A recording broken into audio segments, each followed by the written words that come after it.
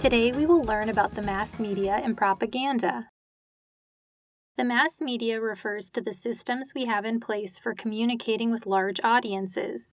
Examples include broadcasting media, like television and radio, digital media, like the internet and podcasts, and print media, like newspapers, magazines, posters, billboards, and pamphlets.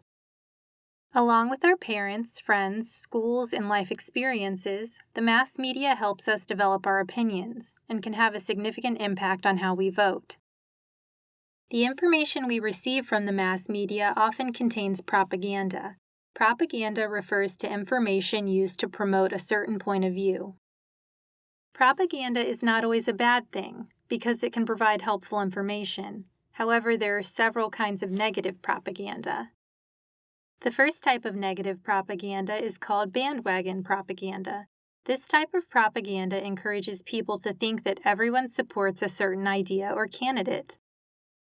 The second type of negative propaganda is using generalities. For example, using words or phrases that sound good but are too broad to mean much. The third type of propaganda is name-calling or mudslinging. Just like the name suggests, this occurs when a candidate calls another candidate or party a negative name in order to hurt their reputation. The fourth type of propaganda is called stacking the deck. Stacking the deck is exaggerating an issue or telling only a partial truth.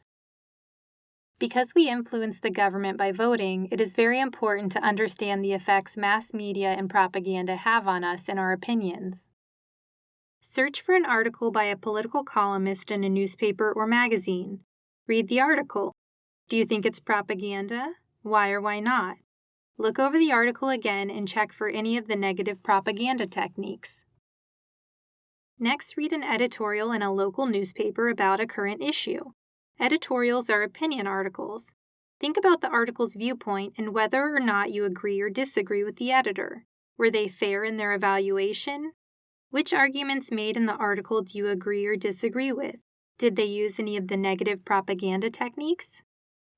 By examining who wrote an article, why they wrote it, their use of propaganda techniques, and evaluating what you know to be true against their opinion, you can make conscious judgments about the information you take in and how you use that information.